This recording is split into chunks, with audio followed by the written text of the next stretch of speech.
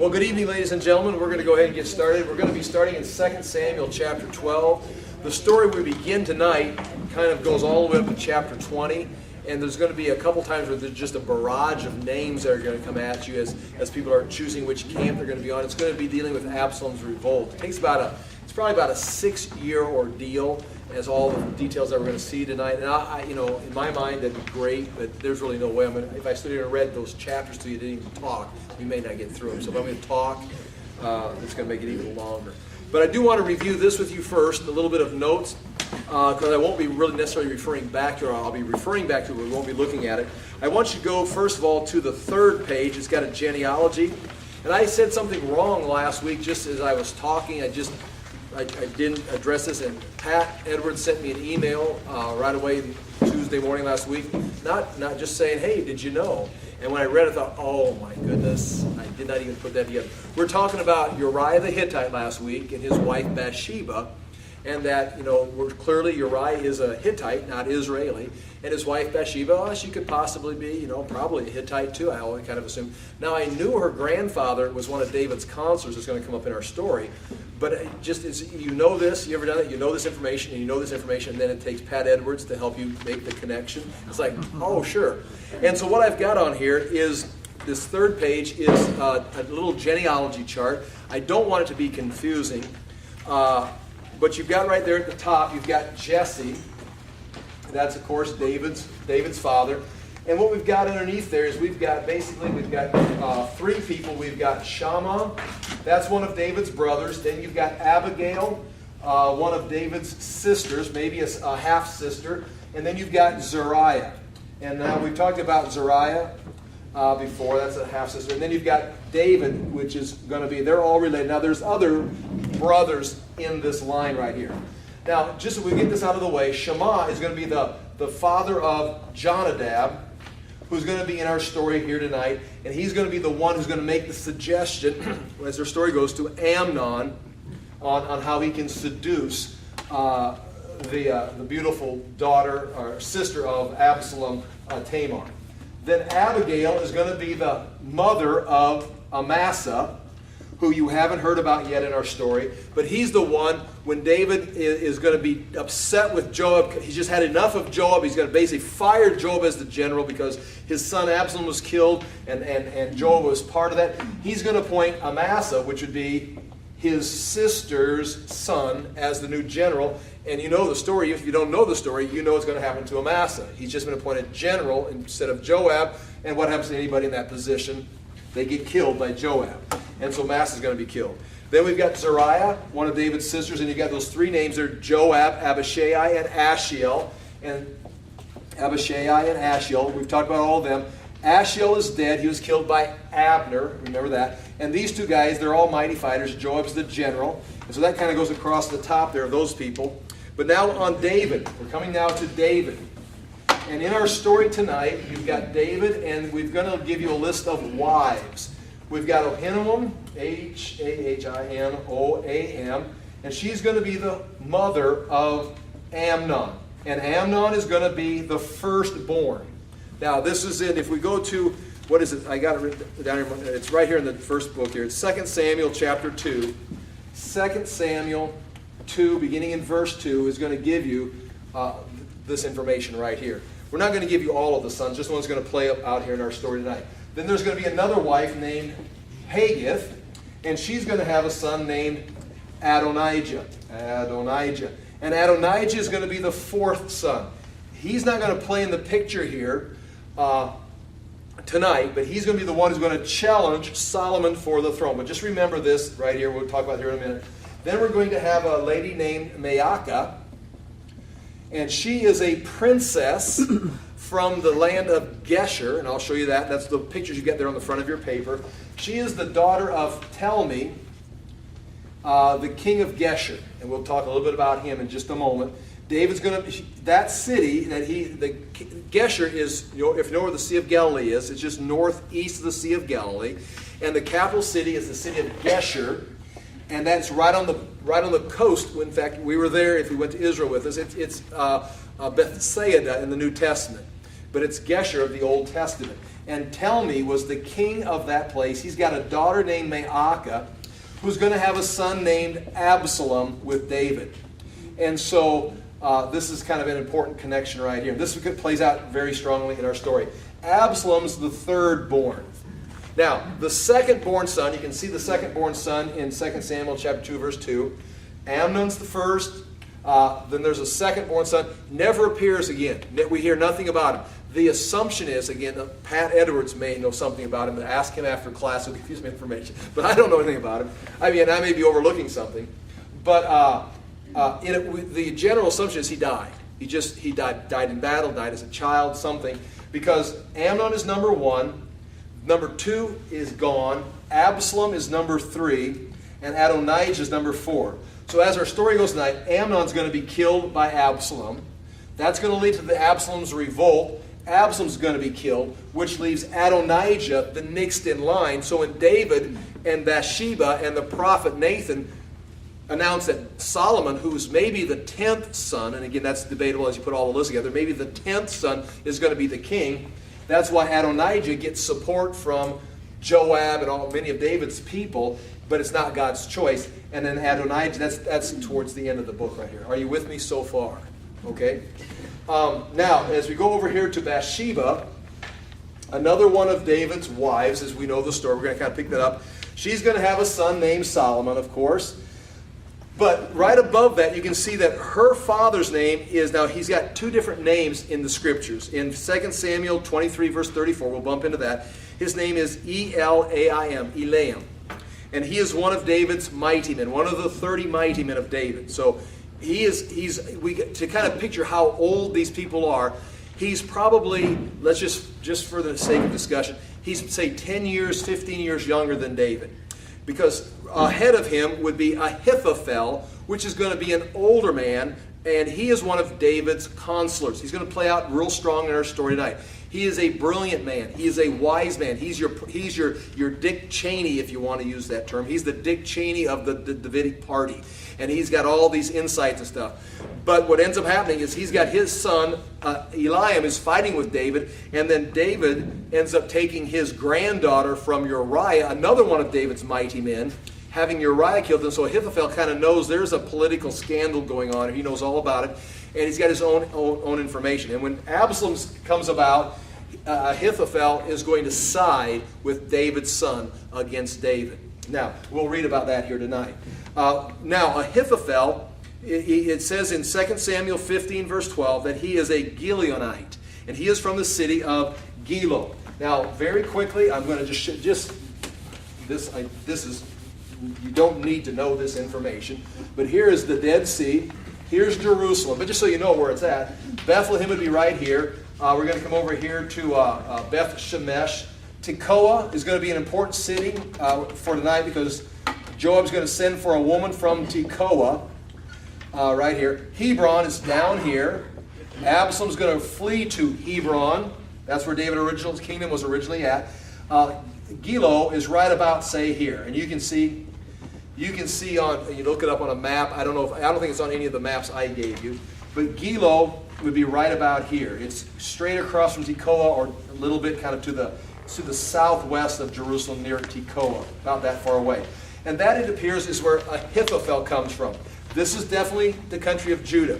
So, to say all this, it is a very safe bet that Bathsheba was from the tribe of Judah. Her grandfather from Gilo, from the land of Judah. Her husband, her father, Eliam, is one of David's 30 mighty men, and her husband is one of David's mighty men, Uriah the Hittite. So it appears that Uriah the Hittite married into the tribe of Judah, maybe met up with her dad in the military or whatever. And so I made the comment last week that if Bathsheba's a Hittite, then that makes Solomon more Gentile than he is Jewish. And I'm correcting that statement right now because I would have to guess that she's from Judah. David's from Judah. He's got a little bit of Moabite blood in him. But nonetheless, that's just a correction. And you got some more information. And I appreciate that, Pat, giving me that, getting me back on track. Because I left you kind of hanging there with some false information there. Anyway, keep a look at this chart right here. Because we're going to be talking about a lot of those people. Now, we're going back to we found out where Bathsheba comes from and her family. Now we're going to go here to the Dead Sea. Here's Jerusalem. Here's the Jordan River. Here's the Sea of Galilee.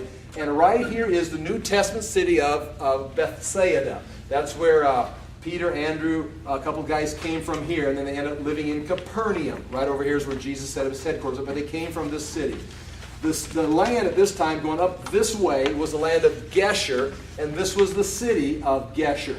And Telmi was the king living in Geshur. And it appears David didn't need to conquer this territory because they've had a peace treaty. And he married Maacah. Telmi's daughter came down, married David, and has a son named Absalom. And Absalom would be then David's third-born son, it appears. And again, that's what we're looking at there. And now, the reason I'm telling you that, now we go to the first 2 pages, which is just kind of neat. And on the first page right there, this is one of the gates of Geshur. And if you were with us in Israel, we stood on these, you can even remember walking on those black stones, those dark stones there.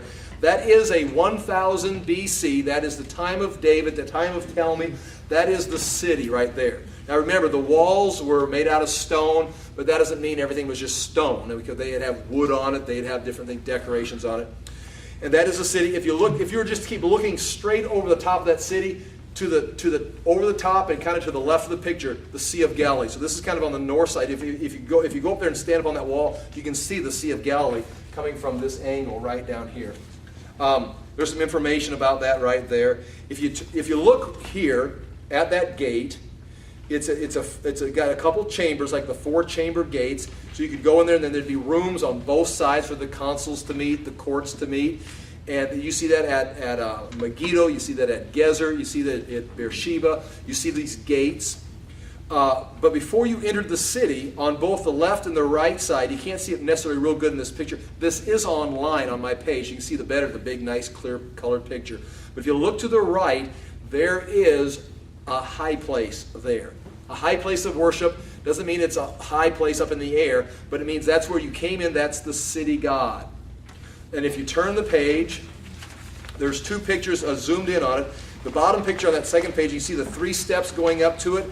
There's the image. Now this image is a manufactured image. The actual image that was found there, of course, is in a museum locked up. But this was where it was found, and they made one that looks just like it. So I mean, to you and I, you look at, they look the same basically. One's in a museum, this is a manufactured. But you see the top picture there, you can see a little bowl or little square box in front of it. You can put your offerings in there or your tributes or whatever, and you'd honor the God. And it's a tripod. You can see it's a tripod. He's got his legs, and then he's almost got like a sword or something that he's a tripod stand. So it maybe represents an image that was actually a statue or a metal god that was there. And again, it's the bull, and you can see there's a bull-headed image wearing a sword supported by a tripod. Now, I'll say this. I got to get to the text. Well, the reason the bull was so important, it appears, is that the god Baal or the other gods would ride on the bull. There's images of them standing on the bull. So when you see a bull, it doesn't necessarily mean they're worshiping the bull. It means that is like the Ark of the Covenant coming in, and the God is there on the bull. It's like the transportation of the God. You come riding in on a bull, it means you're very powerful. And so they wrote, the pagan gods many times would be seen riding the bull, where when God came in, he came in on an ark, the Ark of the Covenant. We know the Ark of the Covenant wasn't God, but it represented God's presence. He came in on the covenant. And there's many things we could say about that. But anyway, that is at Geshur, and this would be the city of King Telmi. This would be the city when Absalom, we're going to read it, Absalom's going to kill his brother Amnon. Then he's going to flee to the country of Geshur to live with his grandfather Telmi. And how far away is that? Well, it's on the other side of the Sea of Galilee. This would be the city gate that Absalom would live in or walk through every day. And now we're going to go to the 4th page, and that one's numbered 1 at the bottom. And these are some maps, and we're going to read chapter 12, and we'll pick up with these maps in chapter 13. Are there any questions, or is there some great confusion that I have just caused with that information? Anybody want to stop, correct, have me say it one more time? Yes, please. Well, is that king, was he Aramaic? Is that what you were saying, or was he Jewish? He was, Telmi? Yeah. Yeah, he would not be Jewish. Not be Jewish. Again, I don't think. He's a Gentile king that David, instead of conquering, he'd be like the Ammonites, the Moabites, the Edomites. They formed a peace treaty, apparently. That's why David married his daughter. And so, yeah, he's a Gentile. That's my understanding. Yes, ma'am. And you don't have the second son listed on here? I don't, but if you go to if you want to see this, go to just go to 2 Samuel chapter 2. 2 Samuel chapter 2, verse, excuse me, I said been saying 2. 2 Samuel chapter 3. 2 Samuel chapter 3. 2 Samuel chapter 3, verse 2. Sons were born to David in Hebron. The first, Amnon, the son of Ahinoam of Jezreel. His second, Chileab, the son of Abigail, the widow of Nabal of Carmel. Again, that's the son that I don't know anything about. And it just appears the way the politics moved, the way the war, the tension, the inner fighting, it seems that once Amnon was dead, the next one in line was Absalom. And that's why Joab throws his support behind Absalom, because he's the oldest son. That's the way it's supposed to go. And that's why Joab, it's like Solomon. I mean, you're going to see Joab reject Solomon and go with, well, once Absalom is dead, he's going to go with, then verse 4, the fourth son, Adonijah. So Joab is just following the pecking order of who the oldest son is, it would appear. And then the fifth, sixth, and they're mentioned there. That's where I'm getting that information from. Okay, any other questions or thoughts or comments? We're going to go to chapter 12. And as you know, chapter 11 is where David had the affair with Bathsheba.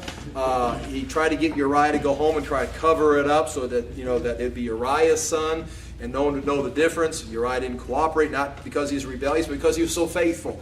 If the Ark of the Covenant is sleeping in a tent, the men of God are out sleeping in tents, I'm not going to go home and sleep with my wife. I'm going to stay with the guards here. David thought, well, I'll get you drunk and try it. And he still was faithful in a state of drunkenness.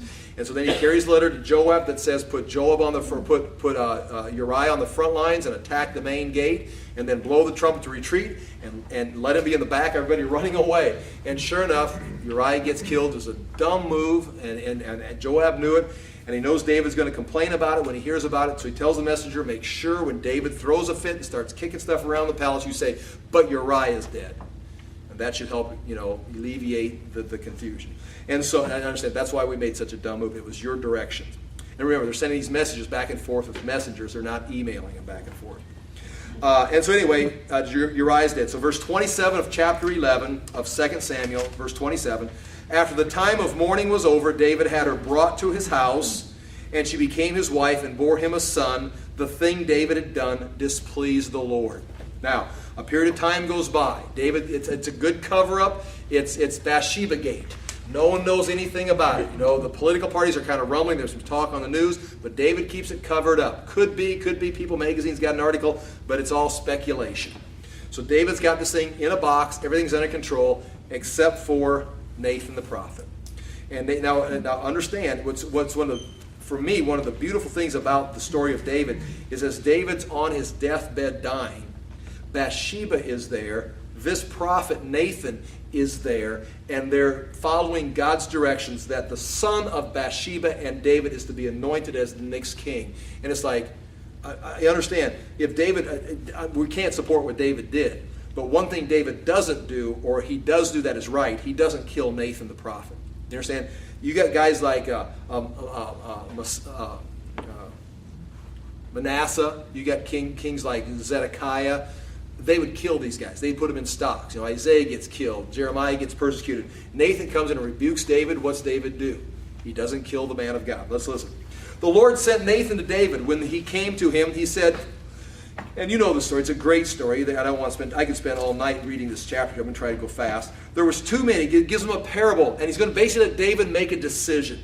He says, David, there were two men in a certain town, one rich and the other poor. The rich man had a very large number of sheep and cattle, but the poor man had nothing except one little ewe lamb he had bought. He raised it, and it grew up with him and his children. It shared his food and drank from his cup. It even slept in his arms. It was like a daughter to him. So now all of a sudden you got this little pet lamb. David raised lambs. Of course he knows what it is to have like a pet lamb because they probably have a special one. You probably feed it with a bottle and take care while you watch the other sheep. So David knows what it's like to be attached to a pet. Verse 4, now a traveler came to the rich man, but the rich man refrained from taking one of his own sheep or cattle to prepare a meal for the traveler who had come to him. Instead, he took the ewe lamb that belonged to the poor man and prepared for him, for the man who had come. So a stranger comes by and stops at a rich man's house. The rich man's got hills and fields full of sheep that he could just bring one in, slaughter, and here's supper. I don't want to kill one of mine. I'm going to kill the neighbor's. He's got that one pet lamb. Go pull it out of the guy's arms, take it away from the little kids, bring it over, let's butcher it and eat it. And of course, now you can just see David, he's what's basically being done right here is Nathan is approaching David for a judgment on a case that he has heard. Because remember, David kind of took the role of the judge. He's going to hear the case, and here's my decision. So Nathan's setting him up. Well, verse 5, David burned with anger, and so do we, as we hear that disgusting story. David burns with anger against the man and said to Nathan, as surely as the Lord lives, the man who did this deserves to die. He must pay for that lamb 4 times because he did such a thing and had no pity. Ooh, and I assume it's a fair judgment. Then Nathan said to David, you are that man. This is what the Lord, the God of Israel, says. I anointed you king over Israel, and I delivered you from the hand of Saul. I gave you your master's house to you, and your master's wives into your arms. I gave you the house of Israel and Judah. And if all of this had been too little, I would have given you even more. If I thought you needed more, I would have given you more. I'm trying to make an example of you. I would have done more for you if it needed to be done. Why did you despise the word of the Lord by doing what is evil in his eyes? You struck down Uriah the Hittite with the sword. Now, what word of the Lord? I don't know if it was a direct prophecy. It could have simply been the law of Moses, word of the Lord. It just could have been common sense of this is what God's nature is. But he came against God's nature, came against the word of God. He says, you killed him with the sword of the Ammonites. Oh, but the Ammonites killed him in battle. Yeah, no, I know the story. You killed him. You used the sword of the Ammonites. Now, therefore, the sword will never... Now, here's the judgment. Notice how the judgments are equal. You used the sword of the Ammonites to kill him. Now the sword will never depart from your house. And that's kind of what's going to begin taking place in chapter 13. The judgment begins to move through David's house. The sword will never depart from your house because you despised me and took the wife of Uriah the Hittite to be your own. This is what the Lord says. Out of your own household, I'm going to bring calamity upon you. That's going to be the Absalom revolt. Before your very eyes, I will take your wives and give them to one who is close to you. And one of his favorite sons is Absalom, and his concubines are going to be left in the palace when he flees the city. And Absalom's going to go sleep with the concubines up on the roof of the palace so everyone can see, oh look, Absalom must be the new king. He's sleeping with the wives of the king. So he says, someone who's close to you will lie with your wives in broad daylight. You did it in secret. This is a scary verse for every one of us. You did it in secret, but I will do this thing in broad daylight before all Israel. Doesn't that kind of make you shudder just a little bit on your own personal life? Well, maybe not you, but it does me. Okay, verse 13. Then David said to Nathan, I have sinned against the Lord. Huge verse right there. Instead of drawing the sword and killing Nathan, instead of making an excuse, instead of when it says he was a man after God's own heart, it doesn't mean the sleeping with Bathsheba and the killing of Uriah was God's own heart. But right here, he knew. He could hear the rebuke. When he says, you rebelled against the word of God, David says, I know. And look what he says right here. He says, I have sinned against the Lord. Flat out. There it is. I have sinned against the Lord. Now, we could go read a psalm, which is and we don't want to take time to do this, but we do. Maybe we should. There's a psalm about how David talks about his body aching and his bones aching. He just feels sick. He says it was like punishment, judgment was on him, until he says, I spoke. I confessed my sin. And so you maybe can assume right here, if you go to back to the Psalms, you can maybe assume that David is that sin is kind of weighing on him. It's breaking him down. And then it says, when I spoke, I was delivered. And this may be, if not, it's a very similar case. I have sinned against the Lord. Now watch, Nathan replied, the Lord has taken away your sin. Now, how clear does that need to be? What do you need to do to get forgiven for your sins? Nathan says, I have sinned against the Lord. That lines up with 1 John. That lines up with all the teaching of the Old Testament. The sacrifices and offerings were a follow-up. Those were things that you do as worship or a follow-up or to demonstrate your fellowship with God. It was your confession. That's why we asked a Jew in Israel, how do you guys get rid of your sin? Kind of trying to lead them to Christ. How do you get rid of your sin? We just confess that Jesus is paid for our sins. We just confess the Lord. How do you get rid of sin? Since you don't have a temple, you don't have any place to offer. The answer, it says, and this is right out a Jew from Israel in Jerusalem says, Confession, just like David. They didn't offer sacrifice. Sacrifices were a sign that your sins were given because you confessed your sins. It's like, oh yeah, that's what we believe too. Well, hopefully, so it's Old and New Testament are still in line. But anyway, David confessed his sin. The Lord has taken away your sin. You are not going to die. So you see, if he would have resisted this, it would have led to his death. But because by doing this, you have made the enemies of the Lord show utter contempt, the son born to you will die. After Nathan had gone home, the Lord struck the child that Uriah's wife had borne to David, and he became ill. David pleaded with God for the child, meaning he's praying, seeking God's deliverance. He fasted and went into his house and spent the nights lying on the ground. The elders of his household stood beside him to get him up from the ground, but he refused, and he would not eat any food. In other words, he's repenting before the Lord. He's fasting for the child. He's seeking God's deliverance for the child. On the seventh day, the child died. David's servants were afraid to tell him that the child was dead, for they thought, while the child was still living, we spoke to David, but he would not listen to us. How can we tell him the child is dead? He may do something desperate, like jump out the palace window into the Kidron Valley. Who knows what he's going to go crazy. David noticed that the servants were whispering among themselves, and he realized the child was dead. He says, is the child dead? Yes, they replied, he is dead. Then David got up from the ground. After he had washed, put on lotions, and changed his clothes, he went into the house of the Lord and worshiped. Now that's interesting. House of the Lord. What is the house of the Lord? There is no temple yet. I mean, there's something there. There's the tent of David. There's something where they're going to worship. There's something set up, but it's not the temple. And again, we're still kind of trying to put pieces together.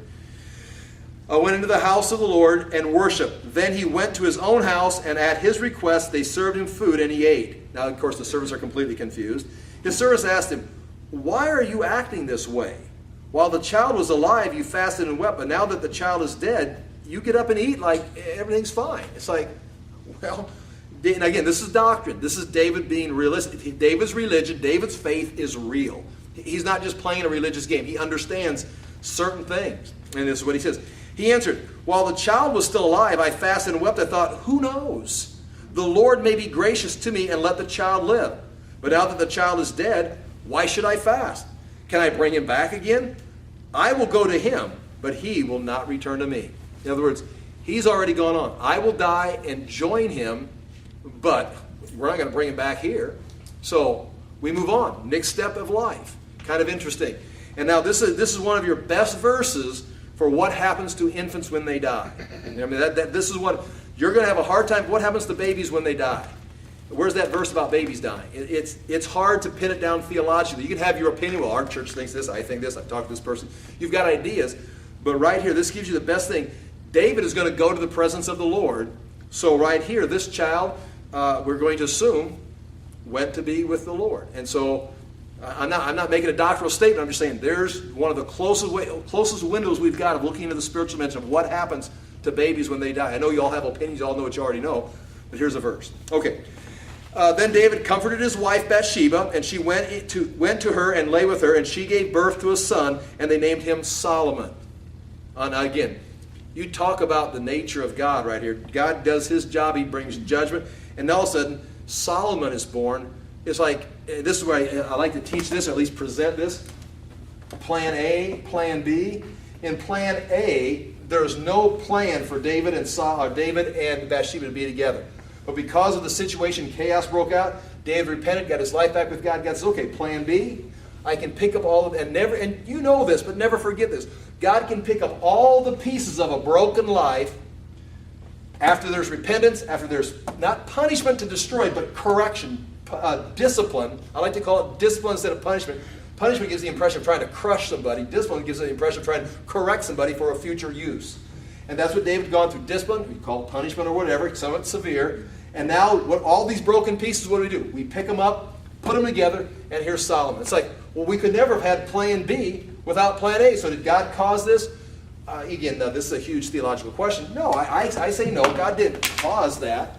But God can't be defeated. Death can't defeat him.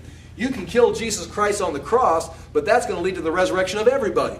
You can mess this up with Bathsheba and David, but after repentance, after God gets his hands back on it, judgments take place, we take all these pieces, put them in Plan B, and there's Solomon. It's like, was that your plan originally? Now we're into that area, who knows? Who knows what's going on in that back room of God's eternal understanding. But nonetheless, we move on. Solomon is born. Verse 26, meanwhile, Joab fought against Rabbah. Remember, there's a war going on over there in Moab, or Ammon, and captured the royal city. Now watch this. Joab then sent messengers to David saying, I have fought against Rabbah and taken its water supply, which is a good sign. We're going to cut off their water.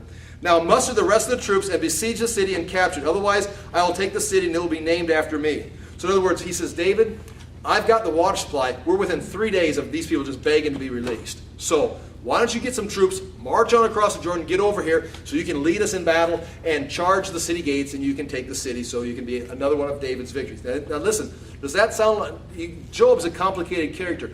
If he was an evil, conspiring individual, what would he do? Take the city, look what I've done. But he gets right up there to the place where everything is in place. Next move is checkmate. David, come over here, put him in checkmate. Here comes David, da-da-da-da-da. David rides in, checkmate. Oh, David, you're such a great warrior. Joab sets the stage for David and makes sure he doesn't get the glory, but David does. But at the same time, in a little bit later, he's going to kill somebody that's threatening his position. Joab is interested in doing these two things. One, protecting David in his kingdom and protecting his own position in David's kingdom.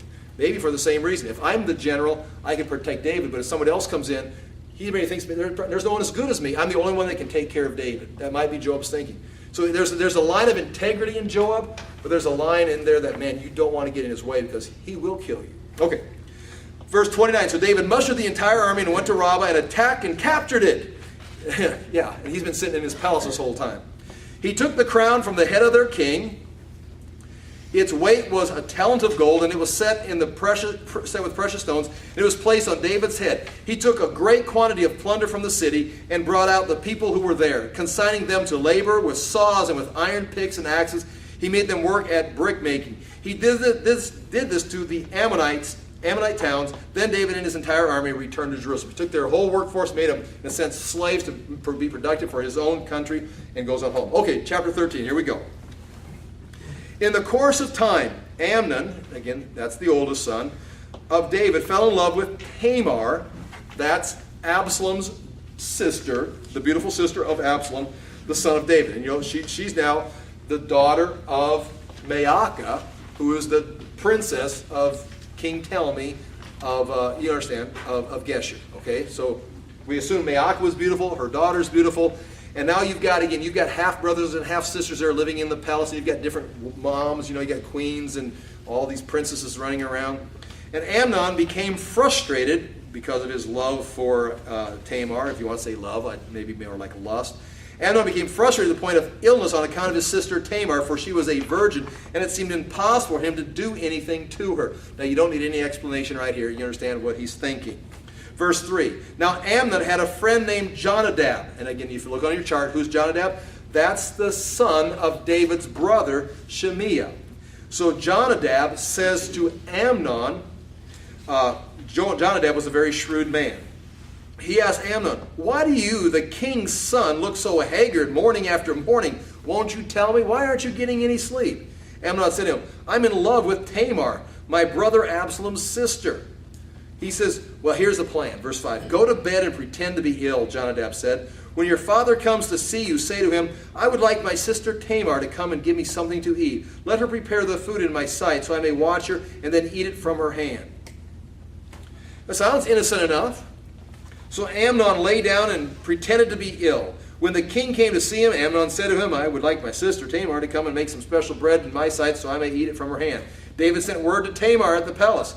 Go to the house of your brother Amnon and prepare some food for him. So Tamar went to the house of her brother Amnon, who was lying down. She took some dough, kneaded it, and made the bread in his sight and baked it. Then she took the pan and served him the bread, but he refused to eat. Send everyone out of here, Amnon said. So all the servants and everyone's assisting her making this. So everyone left. Again, it's the king's son. He's the prince. And again, he's the oldest one. He is the next king. Then Amnon said to Tamar, bring me the food here into my bedroom so I may eat it from your hand. And Tamar took the bread she had prepared and brought it to her brother Amnon in the bedroom. But when she took it to him to eat, he grabbed her and says, come to bed with me, my sister. Don't, my brother. Now watch Tamar's thinking. Watch how clear she remains in control. Don't, my brother, she said to him. Don't force me. Such a thing should not be done in Israel. That's a nice statement of faith right there. They're in Israel. This is God's country. Don't do this wicked thing. What you're about to do is wicked in God's country. This is not the way we live. What about me? Where could I get rid of my disgrace? You're going to ruin my life. I'm a princess. I'm going to be offered to some peace treaty, to some prince from some other country. I'm a player in this game. I've got a future. But if you do this to me, I'm done. There's nothing. I've got my life. The only thing I've got is this. And what about you? You'd be like one of the wicked fools in Israel. I mean, how are you going to live this down? Please, now watch this. This is what I like right here. Please, speak to the king. He will not keep me from being married to you. If you want me, just go ask. You ask your dad to have me come in here and make bread for you. If you go ask him, you want to marry me? He'll give me to you. I'm his daughter, you're his son. Again, it's different. It's not like brother and sister. They're half brothers and sisters. And it was common, even Abraham and Sarah, it's different in their culture there, so keep that in mind. She says, please speak to the king. She's got an answer for this. She identifies the wickedness. She identifies how it's going to play out in her life and his life in the future. Then she comes back and she resolves the conflict in the heat of the moment. Is that not, that's amazing right there, the thought process she goes through. That's a clear thinking woman. Please speak to the king. He will not keep me from being married to you. But he refused to listen to her, and since he was stronger than she, he raped her. Then Amnon hated her with intense hatred. Great. In fact, he hated her more than he loved her. Amnon said to her, get out, get out. Her life is ruined. No, she said to him, sending me away would be a greater wrong than what you've already done. Because in the law of Moses, there was a condition where if a man slept with a girl, he could go and make reconciliation and take her to be his wife. But you can't do this and then send her away. That's a crime now. But he refused to listen. He is a fool. He called his personal servant and says, get this woman out of here and bolt the door after her. So his servant put her out and bolted the door after her. She was wearing a richly ornamented robe at that time because she was in the market for maybe a peace treaty of going to another country. She had some place she could be negotiated with. She had value in the royal court. For this was the kind of garment the virgin daughters of the king wore. They had a future. Tamar put ashes on her head, tore her ornament, because they're never going to be used again, she was wearing. She put her hand on her head and went away, weeping aloud as she went. Her brother Absalom said to her, has that Amnon, your brother, been with you? Be quiet now, my sister. He is your brother. Don't take this thing to heart. It's all in the family. Don't let this get out. Now, but Absalom, now watch. And Tamar lived with her brother Absalom's house, a desolate woman, which means no future. So she's lived with Absalom. When King David heard, now this is a sad verse too. Verse 20, when King David heard all this, he was furious. Absalom never said a word to Amnon, either good or bad. He hated Amnon because he had disgraced his sister Tamar. King David was furious, and so, he was just really upset. So, paralyzed. Didn't know what to do. Now again, you can see the character here. Absalom, he's ticked. But he doesn't go and do something stupid. He goes, okay, he's a player. All right. He's going to take care of it, but it's going to take him time. Watch, verse 23. 2 years later, when Absalom's sheep shearers were at Baal Hazor. Now you can follow the maps there. You can see it's to the north of Jerusalem. Yeah, north of Jerusalem there. Baal Hazor, near the border of Ephraim. He invited all the king's sons to come there. Again, you remember when Nabal was shearing the sheep and David sent men over to Nabal and says, hey, give us a portion. We protect your sheep. Give us a portion of your celebration. And Nabal said no, and that's where he ends up getting his wife Abigail from that situation. Well, the same thing here. They're shearing sheep. It's party. Man, there's dancing, there's music, there's singing, there's eating, there's drinking going. It's a great time. It's the harvest season. He invited all the king's sons. Absalom went to the king and says, your servant has had shearers come. Will the king and his officials please join me? No, my son, the king replied, all of us should not go. We'd only be a burden to you. In other words, imagine inviting President Obama to your son's graduation. It's like, listen, I'd love to be there, but it would be a huge distraction if I showed up. You understand the confusion? If I was there, there would not be room for anybody else. There only secret servants. So if David goes, the Kerethites and the Pelethites are all going to, his bodyguards say, no. You guys, you boys, you go have fun. I can't come. All of us should not go. We'd only be a burden to you. Although Absalom urged him, he still refused to go, but gave him his blessing. So go, you guys have a good time. Verse 26.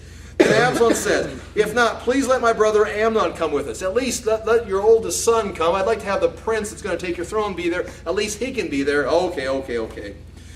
The king asked, why should he go with you? But Absalom urged him, so he sent with him Amnon, the rest of the king's sons. So it's like, that's kind of, why would you want Amnon? I thought you guys were kind of like, didn't get along. Why'd you want, oh, no. It's just a celebrate. Let bygones be bygones. Send him on up. Let's have a good time. Okay. Absalom ordered his men, listen. So all of the king's sons go up. So Absalom ordered his men now. So he's got his own bodyguard, obviously. Not obviously, but I mean, you can assume that he doesn't just run around by himself. He's got his own group. He says, listen, when Amnon is in high spirits from drinking wine, and I say to you, strike Amnon down, then kill him. Don't be afraid. Have not I given you this order? Be strong and brave. I have given you an order. You work for me. It's on my head. You just do what I told you to do. Don't be afraid.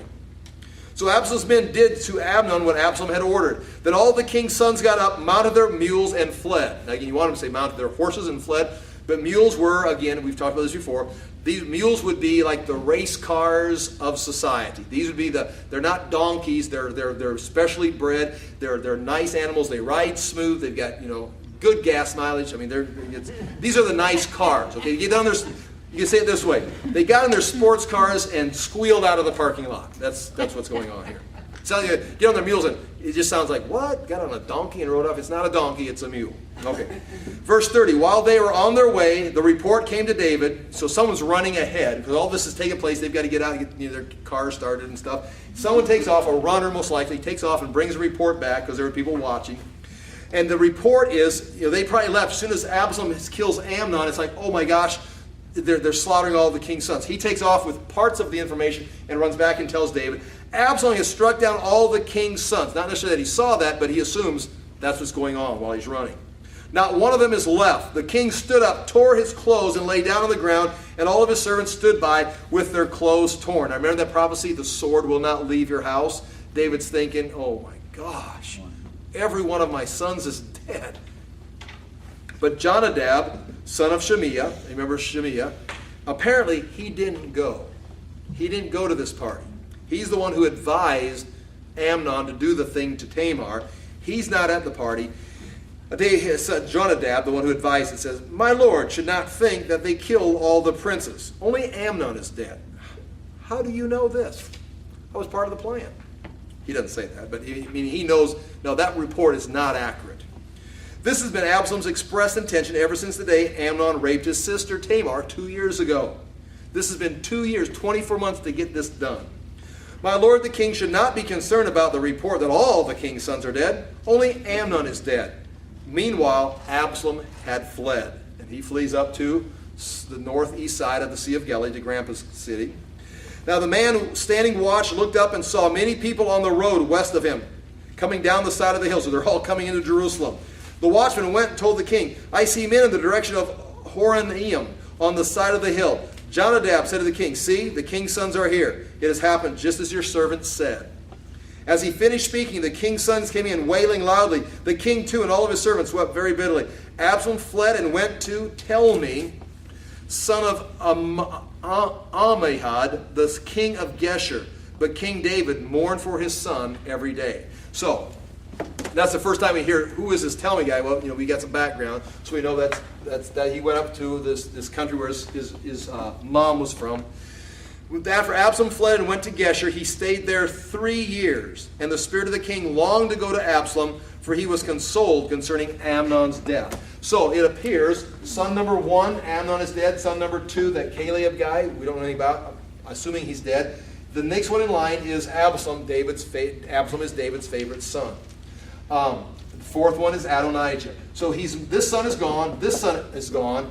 He's mourning for his next oldest son, who's going to be the one who takes his throne. And in those 3 years, he thinks about him every day. He's disappointed about this. He's consoled over Amnon and has moved on.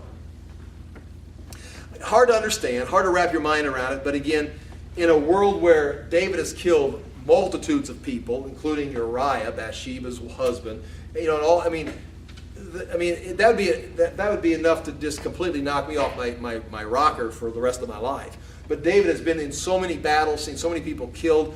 Joab's brother Ashiel was killed, and then Joab kills Abner. I mean, there's been so many deaths and murder that David just works his way through it. He knows how to categorize this, and he's moved on. Okay, that's the past, we're moving on. So, I mean, you can give it a little bit of understanding, but I can't wrap my mind around this. But maybe if you think about it from David's position. Okay, first chapter 14. Here comes Joab. Joab, son of Zeruiah, knew that the king's heart longed for Absalom. Again, remember, Absalom would be the next in line.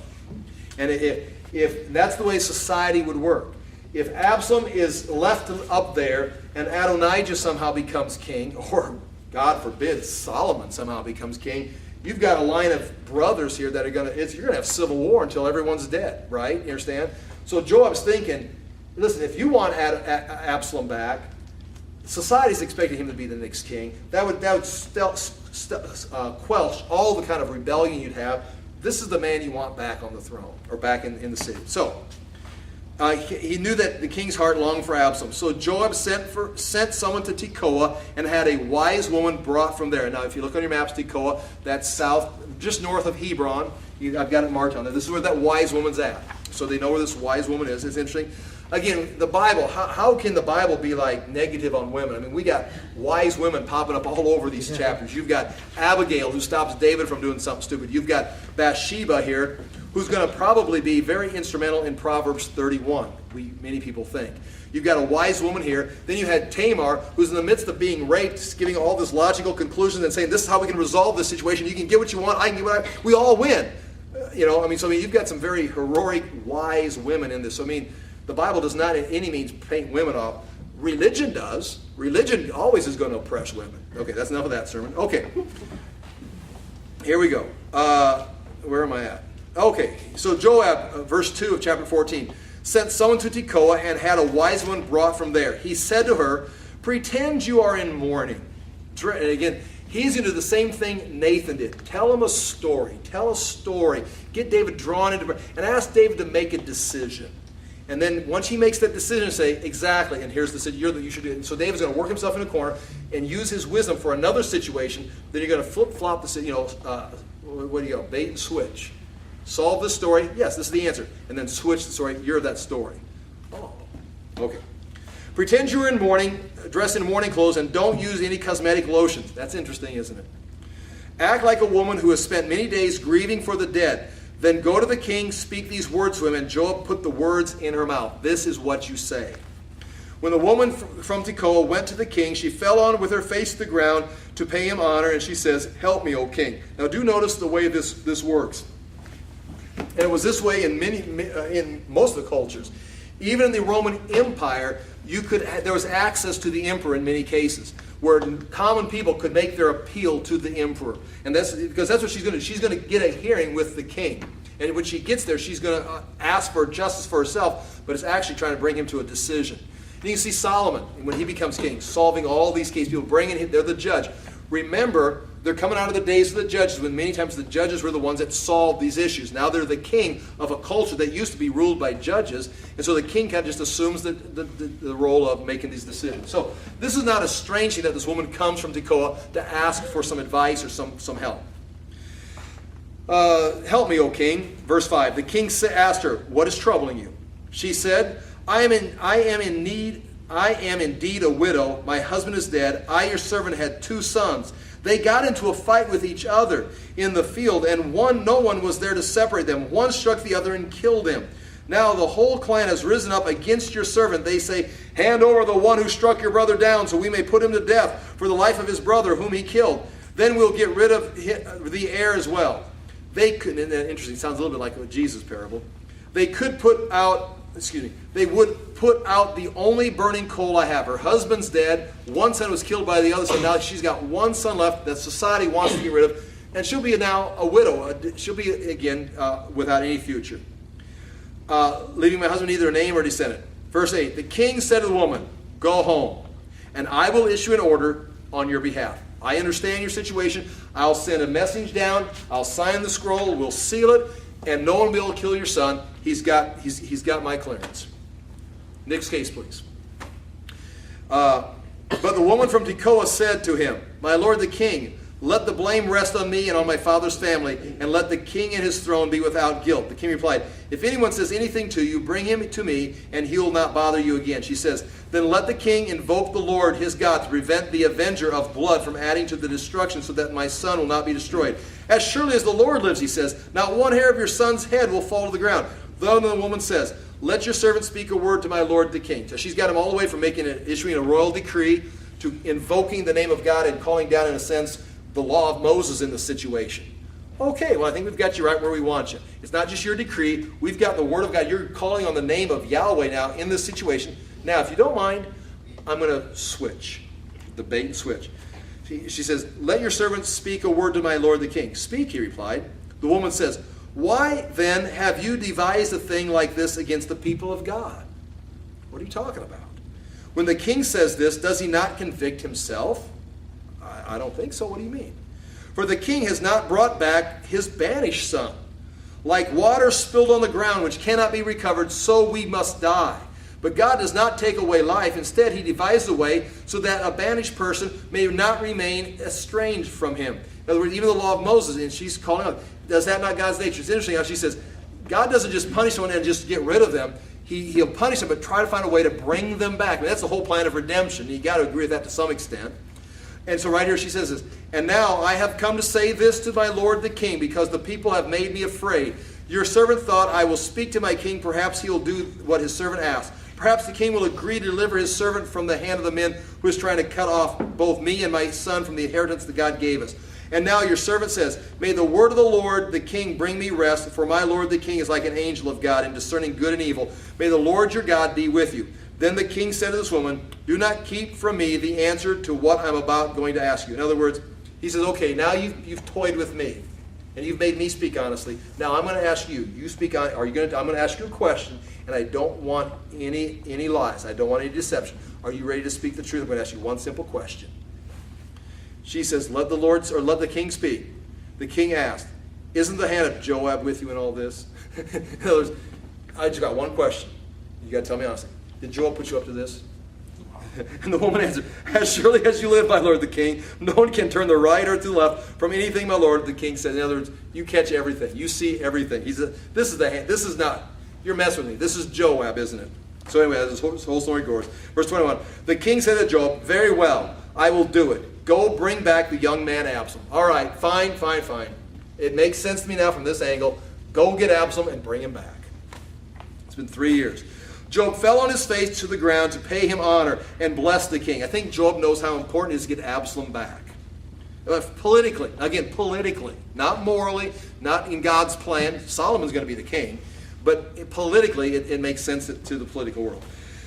Joab says, today your servant knows that he has found favor in your eyes, my lord the king, because the king has granted his servant's request. Then Joab went to Geshur and brought Absalom back to Jerusalem. But the king said, he must go to his own house. He must not see my face. He can come to the city, live in his own house like Absalom had his house and Amnon had his house. They've got their own royal houses, royal palaces, but I can't see him. Politically, I cannot bear to see him because there's too much conflict.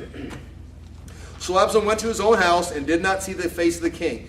In all Israel, there was not a man so highly praised for his handsome appearance as Absalom. Here's a little bit of footnote on Absalom. From the top of his head to the sole of his foot, there was no blemish in him. Whenever he cut his hair of his head, which appears to be once a year, he used to cut his hair from time to time when it became too heavy for him. He would weigh it, and its weight was 200 shekels by royal standards, which would be a lot of hair. 3 sons and a daughter were born to Absalom. So now we can't be thinking that these are little teenage boys. He's got kids. His daughter's name was Tamar, and she became a beautiful woman. Absalom lived 2 years in Jerusalem without seeing the king's face. So do the math here. 3 years in Geshur, 2 years in Jerusalem. And the story is just heating up. So with this, Amnon's been dead now for 5 years. So he's been down in the city of Jerusalem for 2 years. Verse 29, then Absalom sent for Joab in order to send him to the king, but Joab refused to come. In other words, Absalom says, I've been here for 2 years. I've got to get back to the palace. So he says, Joab, come talk to me. Joab says, I'm not going to go. I'm not even going to recognize that you asked me. I'm not going to respond to your text message. I'm not going to answer your phone call. I'm just going to delete your email. Then Absalom sent for Joab in order to send him to the king, but Joab refused to come to him. So he sent a second time, but he refused to come. Then he said to his servants, look, Joab's field is next to mine, and he has barley there. Go set it on fire. So Absalom said, my servant, you go out my field and start kind of playing with the grain a little bit, then just go over there and set his field on fire. Then Joab did go to Absalom's house, and he said to him, why has your servant set my field on fire? Absalom said to Joab, look, I sent word for you to come, and you didn't come. Why have I come from Geshur? You wanted me to come from Geshur. I thought we had a plan. And my plan, I was better off living up in my grandfather's palace than him living here in my house in Jerusalem, not seeing anybody. He says, you've got to have a better plan than that. Now then, I want to see the king's face, and if I am guilty of anything, let him put me to death. What? If I am guilty of anything, let him put me to death. Now ask, is Absalom guilty? He's guilty of killing Amnon, but understand, if someone would have taken justice on Amnon in the courts, or maybe the king, or somebody done something, Amnon rapes his sister and no one does anything about it, Absalom just steps up and resolves it, basically in line with the law of Moses in a lot of sense. It's like, he's not his job to do it. You understand what I'm saying? It's like, this is a confusing situation.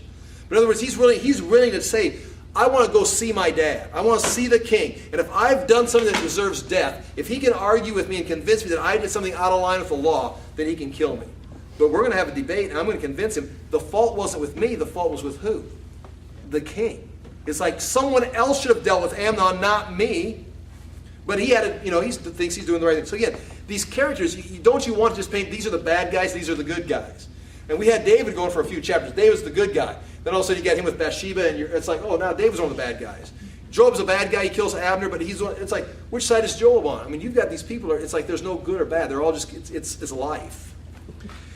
And now Absalom is, he's defended his sister. Okay, verse 33. So Joab went to the king and told him this. Then the king summoned Absalom, and he came in and bowed down with his face to the ground before the king, and the king kissed Absalom. So now 5 years, they're back together. And again, proud with the understanding that, well, someone had to kill Ammon. You can't do that and get away with it. I don't know. Okay. Chapter 15. I know I got it. I'm going to read up to verse 14, or verse 12 maybe here. Here we go. I'm trying to see the clock. I got to read fast. In the course of time, again, a few weeks, a few months, Absalom provided himself with a chariot. Now you see what's going on right here. Now he's back in Jerusalem. He's back in fellowship with the king. He's coming in and out of the royal courts. So now he's going to start doing some PR work. He gets himself a chariot and horses with 50 men to run ahead of him. Now, isn't that what you need if you've got a chariot and some horses? That's not, who needs a chariot and horses unless you got 50 men running in front of it, right? I mean, when I go to work, I don't want to drive my car in the parking lot. I want to have 50 cars coming in front and say, here he is. Here's all the cars. What's going on? Oh, Galen's coming to work. He's down. More car parking here. All of a sudden, the parking lot's full, and finally, here comes Galen in his limousine. It's like, whoa, that's Galen coming over. That's what Absalom, that's what he's doing. Whenever he went somewhere, here comes 50 men running with swords, spears, running. And then what's all this? Absalom's going out to get something to eat. It's like everywhere he went, there was commotion. The streets were blocked off. The traffic was backed up. He couldn't go to Walmart without backing up traffic. It's a great life. And a lot of PR has gone into this. He would get up early and stand, 50 men to run ahead of him. He would get up early and stand by the side of the road leading to the city gate. Now remember, this is, again, the people are coming to see the king, wanting justice done, but no one can handle all the cases. I mean, if you just got to appear before David, man, you'll be there forever. So he goes out in front of the city, and just if you've been in Jerusalem, just think about, the walls are different today, of course, but being out at the Joppa gate or something, and everybody's coming into the city, out there, he's waiting for people to come into the city in the morning. Oh, what are you coming to town for? Oh, got a problem. Oh, tell me your problem. So he's taking the courtroom, taking the judge out of the city, and meeting the people before they get into the city. Whenever anyone came with a complaint to be placed before the king for a decision, Absalom would call out to him, "What town are you from?" Meaning, hey, I think I've been there. I think I played a football game one time there. They've got that great golf course, don't they? Yes. Where are you from again? Oh, I've eaten there before. Get a little conversation going. What town are you from? Your servant is from one of the tribes of Israel. Then Absalom would say to him, look, your claims are valid and proper. So he's concluding, he says, so what are you here for? Well, I've got a complaint. Oh, he says, that's a valid complaint. I've always felt that way about whatever the situation was. He's doing a little, now getting some politics going. Again, his poll ratings are going out. You understand how easy it is to get your poll ratings up without doing anything, just saying what you're going to do and never having to do anything? It's that time of season. It's coming back again. It's that year. It's like, oh, great. Then Absalom would say to him, look, your claims are valid and proper, but there is no representative of the king to hear you. They're backed up for weeks. And Absalom would add, you know, I can't help but think that if I were a judge in the land, if I were a judge, then everyone who has a complaint or case would come to me and would see that I would see that he gets justice. In other words, I don't need to be king. I care about the people. I don't want to be king. I just want to be in a place where I can help the people. It's the people that are important to me. If I could just be a judge under the king, then I could help the people. That's where my heart's at. My heart's with the people. Man, we love Absalom. I tell you what, I love Absalom. Oh, yeah, and whenever anyone approached him to bow down before him, Absalom would reach out his hand, take hold of it, and kiss him. No, he'd lift him up, kiss his hands, and, oh no, I'm one of the people. Don't pay me honor. Absalom behaved in this way towards all the Israelites who came to the king asking for justice, and so he stole the hearts of the men of Israel. At the end of 4 years, some translations say 40, and some ancient manuscripts, so it's probably not 40, it's 4. So now look at, you're now to 9 years. He's been working this plan for 9 years. Add 2 years from the time that he killed Amnon was killed. So now you're up to, this has been going on for 11 years. That's called strategy. That's a long chess game to play.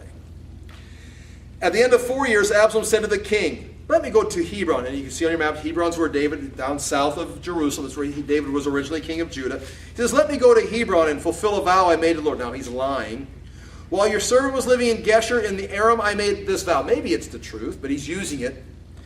He made a vow. He said, when I was up in Geshur with Grandpa telling me, he said, I took a vow. If the Lord takes me back to Jerusalem, I promise I will go to Hebron to worship the Lord. So notice, he's got to get permission from the king to leave. He's not just free to run around. The king knows where he's at. He's got one of those bracelets on his ankle, you know. He knows where he's at all the time. He says, hey, I made a vow that if I ever get made back to Jerusalem, I would go to Hebron and worship the Lord. The king said to him, go in peace. Take your bracelet off and go to Hebron. Have a great time. Then Absalom sent secret messengers throughout the tribes of Israel. So he's been working the tribe of Israel now for 4 years. And there's Absalom supporters. There's the Absalom political party working in the grassroots. All the tribes of Israel have been supporting Absalom.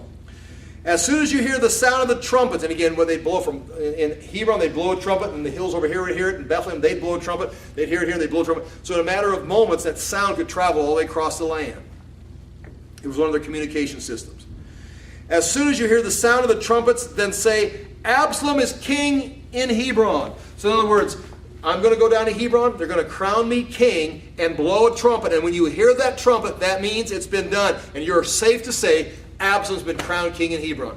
And so all of a sudden, this is 1000 BC, but within a few moments, all of Israel, the whole map of Israel is shouting what? Absalom is king in Hebron. It's like they didn't have to send messengers, they sent sound.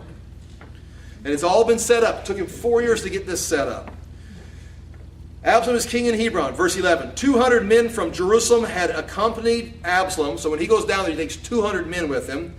They had been invited as guests and went quite innocently. They're going to go down and do this religious ceremony, knowing nothing about the matter.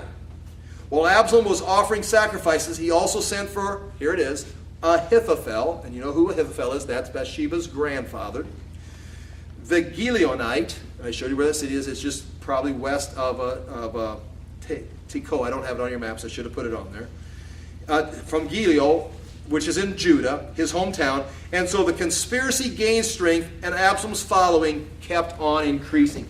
So, it's brilliant. I mean, you have to admit, politically, that is brilliant what he has done. He's stolen the kingdom from being a murderer, exiled from his father. He's stolen the kingdom right from under his father's nose. And all of Israel loves Absalom. He's made all those political promises. I will do it. And Ahithophel, one of the wisest counselors, goes down to join the conspiracy. Now, why he joins it? Because maybe he thinks it's a good idea. David's run his time. David's losing contact with the people. Maybe he's bitter about Bathsheba. Who knows the motivation? But he's going to go down there and join the conspiracy. And I've got to leave off right there. Chapter 15, verse 13. A messenger came and told David, the hearts of the men of Israel are with Absalom. Then David said to all of his officials who were with him in Jerusalem, come, we must flee. David is not dumb. He may have been negligent. He may have spent too much time away from the people, but he realized, oh my gosh, I've seen this kind of, all the pieces come together. It's like, we are in trouble. And David starts fleeing the city. He's going to flee across going up to Mahanaim across on the Jabbok on the other side of the Jordan River. It's a great story. It's a great story. I mean, you got to admire Absalom. Absalom did a great, I mean, he's wicked, it's evil, it's terrible, but it's excellent, excellently done, excellently played. I'm going to pray, and we'll pick this up next week. Thank you for your patience. Thank you for your time. Thank you for your interest. Father, we do thank you so much again for your word. We thank you for the things that you preserved for us that we may read and understand. We thank you for the things you're doing in the life of David. But Father, we also ask that we may trust you to lead us and guide us, that we may learn to call out to you when we've fallen, when we've sinned, that we may call out to you for guidance and direction.